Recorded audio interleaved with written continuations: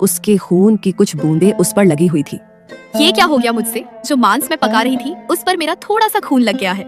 अब मैं ये खाना अपने भाइयों को नहीं खिला सकती हूँ, लेकिन घर में इसके अलावा और कुछ नहीं है बनाने को। शाम हो गई है, सभी भाई आते ही होंगे।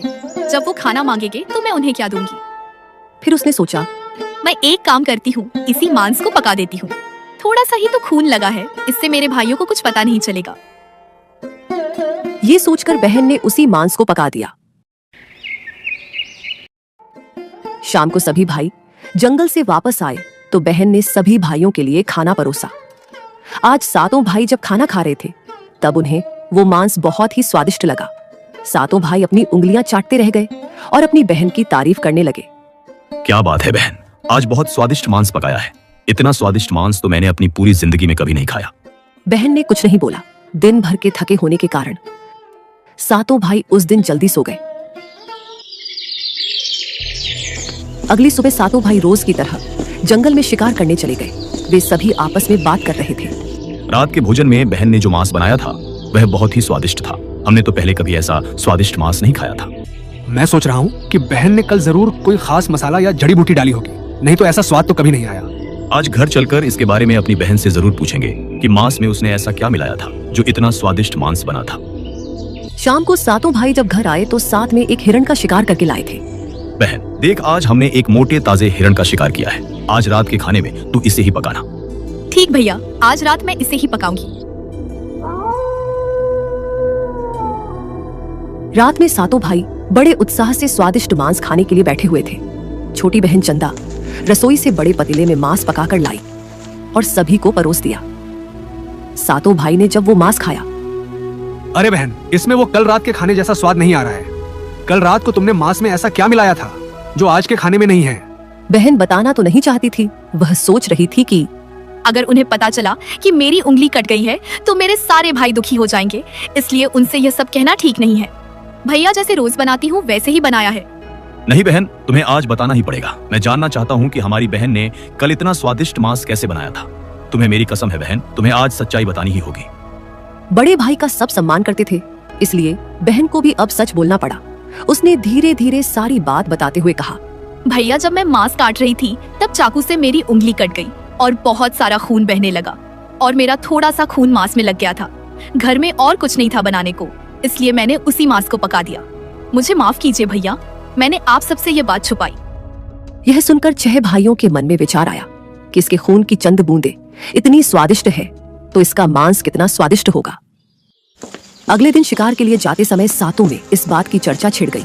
बड़ा भाई कहने लगा, भाइयों, हमारी बहन की खून की बूंदें जब इतनी स्वादिष्ट हैं तो सोचो उसके शरीर का मांस कितना स्वादिष्ट होगा। 6 भाइयों ने बड़े भाई की बात में हाँ मिलाई, लेकिन बड़े भाई के मुंह से ये बात सुनकर सबसे छोटे भाई की आत्मा कांप उठी। सुनो भाइयों, बहन को बहला फुसलाकर यहाँ लाएंगे और तीर मारकर अपनी बहन की हत्या कर देंगे और यही उसका स्वादिष्ट मांस पकाकर खाएंगे। 7वें भाई को अपने बड़े भाइयों की योजना बिल्कुल भी अच्छी नहीं लगी। वह अपनी बहन को बचाने के लिए बेचैन हो गया, परंतु वह खुलकर इसका विरोध नहीं कर सकता था क्योंकि 6 भाई एक तरफ थे और वह अकेला एक तरफ। शिकार करने के बाद सभी भाइयों ने मिलकर एक टले पर बांस का एक चबूतरा बनाया। अगले दिन बड़े भाई ने अपनी बहन से कहा, मेरी प्यारी बहन, अब तुम बड़ी हो गई हो और विवाह के लायक हो गई हो, तो मैंने तुम्हारे लिए एक सुंदर से वर की तलाश की है। इसलिए तुम्हें हमारे साथ कुल देवता के मंदिर चलना है। हम वहीं पर तुम्हारी शादी कराएंगे। बहन चंदा शादी की बात से बहुत खुश हो गई। वह तुरंत तैयार होकर भाइयों के साथ जाने लगी। चलते चलते जब बहन थक गई तो बड़े भाई से पूछने लगी, भैया मैं चलते चलते बहुत थक गई हूँ, अभी और कितना दूर है? बस अभी कुछ देर में पहुँचने वाले हैं। टीले पर पहुँचते ही बड़े भाई ने अपने छोटे भाइयों से बोला, बहन को टीले पर खड़ा करके उसको रस्सी से बांस के सहारे बांध दो। बड़े भाई का आदेश पाकर सभी भाई मिलजुल कर बहन को बांधने लगे। भैया आप सब ये क्या कर रहे हो? मुझे इस तरह से क्यों बांध रहे हैं? हम तुम्हें अपने तीरों से मारकर तुम्हारा स्वादिष्ट मांस पकाकर खाएंगे। अपने सभी भाइयों को हत्यारे के रूप में देखकर बहन का हृदय हाहाकार करने लगा। वह समझ नहीं पा रही थी कि इतना प्यार करने वाले भाई आज मुझे मारने जा रहे हैं। वह ईश्वर को याद करते हुए बोली, भगवान अब तुम ही मेरा सहारा हो। मेरे सातों भाई मेरी हत्या करना चाहते हैं, क्या इनमें से एक भी ऐसा नहीं जिसके दिल में मेरे लिए दया और प्रेम हो? अपनी बहन की दर्द भरी बातें सुनकर 7वां भाई द्रवित हो उठा। बहन की पुकार पर वह तड़प कर रह गया। परंतु उसे 6 बड़े भाइयों को रोकने का साहस नहीं हुआ। बहन को निर्ममता से बांधने के बाद बड़े भाई ने सबको बारी बारी से उस पर तीर से प्रहार करने का आदेश दिया। बड़ा भाई सबसे पहले हाथों में धनुष लेकर जब अपनी बहन पर प्रहार करने को हुआ, तब बहन भाई के सामने हाथ जोड़कर कहने लगी, मारो मारो भैया, छाती में लक्ष्य करके, भैया छाती में लक्ष्य करके, तुम्हारा तीर तुम्हारा धनुष जंगल को जाएगा। मारो भैया, छाती में लक्ष्य करके। बड़े भाई ने कठोरता दिखाते हुए तीर चलाया, पर उसका निशाना चूक गया और वह तीर दूर जा गिरा। उसके बाद अब दूसरा भाई तीर मारने को तैयार हुआ। बहन ने उसके आगे भी हाथ जोड़कर वही बात बोली, उसका भी निशाना चूक गया। इसी तरह एक एक करके सभी भाइयों ने बारी बारी से बहन की छाती में लक्ष्य करके तीर मारने की कोशिश की, परंतु बहन हर बार यही गीत दोहरा रही थी।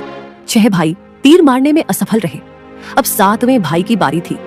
सभी भाइयों ने उससे बोला कि अगर तुम्हारा निशाना चूक गया तो हम इसके साथ साथ तुम्हें भी मार देंगे, इसलिए पूरा निशाना के साथ मारना। बहन ने छोटे भाई की जान के बदले में अपनी जान न्यौछावर करने और अपने छोटे भाई को बचाने का निश्चय किया। मारो भैया, छाती में लक्ष्य करके, तुम्हारा तीर मेरी छाती के पार जाएगा। मारो भैया।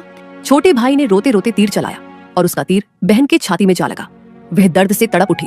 कुछ देर छटपटाने के बाद उसके प्राण निकल गए। सबसे छोटा भाई बहुत ही दुखी था। वह अपने अंदर घुटकर रह गया। 6 भाई ने मिलकर अपनी बहन के शरीर को नीचे उतारा और बहन के शरीर को टुकड़ों में काट डाला। बड़े भाई ने सबसे छोटे भाई से कहा, तुम जल्दी से जंगल से पानी और लकड़ियां लेकर आओ। छोटा भाई पानी और लकड़ियां लाने के साथ साथ कुछ मछली और केकड़े भी ले आया था। वह अंदर अंदर बहुत दुखी था। उसके बड़े भाई बहन का मांस बड़े शौक से पका रहे थे। वह अपनी प्यारी बहन का मांस नहीं खा पाएगा और अगर नहीं खाएगा तो अन्य भाई उसे जान से मार देंगे। उसने मांस बनाते समय चुपके से अपने साथ लाई मछलियां और केकड़े कढ़ाई में डाल दिए और अपना खाने का जुगाड़ कर लिया। मांस पककर तैयार हो गया। छोटे भाई ने पहले ही अपने बैठने के स्थान पर एक छोटा सा गड्ढा खोद लिया था। जब सभी लोग खाना खा रहे थे, तब सबसे छोटे भाई ने अपनी बहन की मांस को चुपके से उस गड्ढे में डाल दिया और मछली केकड़े खाने लगा। जब सभी ने बहन के शरीर का मांस खाकर अपना पेट भर ली, तो बड़े भाई ने सबसे छोटे भाई को कहा कि सारा जूठन साफ कर दे और जो बची खुची हड्डियां और शरीर के अन्य भाग हैं, उन्हें इकट्ठा करके जमीन में गाड़ के ऊपर से मिट्टी ढक दे। बहन की हड्डियां को गाड़ने के बाद 7 भाई अपनी झोपड़ी में आ गए। तभी जनजाति समुदाय का सरदार वहां पर आ पहुंचा। मैं तुम सब की ही प्रतीक्षा कर रहा था। मुझे तुम सबसे तुम्हारी बहन के विषय में कुछ आवश्यक बात करनी है। दरअसल बात यह है कि मेरे बेटे को तुम्हारी बहन चंदा बहुत पसंद है और उससे विवाह करना चाहता है। इसीलिए मैं आज तुम सब भाइयों से चंदा के विवाह का प्रस्ताव लेकर आया हूँ। लेकिन चंदा तुम सबके साथ नहीं है, वो भी तो तुम्हारे साथ गई थी। सरदार की बात सुनकर 6 भाइयों के चेहरे पर डर छलकने लगा, लेकिन 7वें भाई की आंख से आंसू गिरने लगते हैं। तभी बड़ा भाई रोते हुए सरदार से बोला, सरदार, हमारी बहन चंदा अब इस दुनिया में नहीं रही। जब हम सब कुल देवता के मंदिर जा रहे थे, तभी रास्ते में 2 खूंखार शेरों ने हम पर हमला कर दिया। हम सब तो किसी तरह बच गए, लेकिन मेरी प्यारी बहन को मारकर उसे उठाकर जंगल की गहराई में चले गए और हम सब कुछ नहीं कर पाए। ये सुनकर सरदार आश्चर्यचकित रह गया और बड़े दुख के साथ सभी भाइयों से बोला, ये तो बहुत बड़ी अनहोनी हो गई। चंदा जैसी प्यारी बच्ची अब हमारे बीच में नहीं रही। तुम सब अपनी बहन से बहुत प्यार करते थे। उसके जाने का दुख मैं समझ सकता हूँ, लेकिन तुम सब अपने आप को अकेला मत समझना। तुम्हारी बहन तुम सब की यादों में हमेशा जिंदा रहेगी। इतना कहकर सरदार वहां से चला गया। दिन बीतते गए। कुछ महीनों के बाद जहां पर मिट्टी में बहन के मांस और हड्डियों के टुकड़े दबे थे, उस स्थान पर एक बहुत सुंदर चंपा के फूलों का एक पौधा उग आया। एक दिन जनजाति समुदाय का सरदार अपनी झोपड़ी के बाहर बैठा हुआ था। तभी उनके समूह का एक व्यक्ति भागता हुआ सरदार के पास आया। अरे अरे, क्या हुआ? इतना डरे हुए क्यों लग रहे हो? सरदार, मैं जब कुल देवता के मंदिर जा रहा था, तो उसी रास्ते में मैंने एक बहुत ही सुंदर चंपा के फूलों का एक पौधा देखा। मैंने सोचा मैं ये फूल कुल देवता को चढ़ाने के लिए तोड़ लेता हूँ। लेकिन जैसे ही मैंने उन फूलों को तोड़ने के लिए आगे बढ़ा, अचानक उनकी डालियों का आकार बड़ा हो गया। ऐसा कैसे हो सकता है? कोई पौधा अचानक से कैसे बड़ा हो सकता है? नहीं सरदार, मैं सच कह रहा हूँ। आप अभी उस जगह चलिए और खुद देखिए। तो फिर ठीक, हम अभी उस जगह पर जाएंगे। पूरा जनजाति समुदाय और सरदार उसी जगह पर खड़े थे। कितना सुंदर और मनमोहक है ये फूल। इतना सुंदर चंपा का फूल हमने आज तक नहीं देखा। सरदार, मैं अभी आपके लिए उन फूलों को तोड़ कर लाता हूँ। मुझे आज्ञा दीजिए। ठीक है, जाओ। बड़ा भाई चंपा के फूलों के पास पहुंचा। चंपा के फूल सामान्य ऊंचाई पर लगे थे, इसलिए उन्हें आसानी से तोड़ा जा सकता था। जैसे ही फूल तोड़ने के लिए हाथ आगे बढ़ाया, अचानक फूलों से आवाज आती है, दुश्मन सबसे बड़ा बड़े भाई के हाथ नहीं आऊंगी। दया प्रेम सब छोड़कर रिश्ते में यही दाग लगाया है। और फिर चंपा के फूलों की डालियां अपना आकार बढ़ाकर और ऊंचाई पर चली जाती है। ये सुनते ही बड़ा भाई के पसीने छूटने लगे और वह पीछे हट गया। सभी लोग ये दृश्य देख आश्चर्य रह गए। अब दूसरा भाई आगे आकर सरदार से बोला,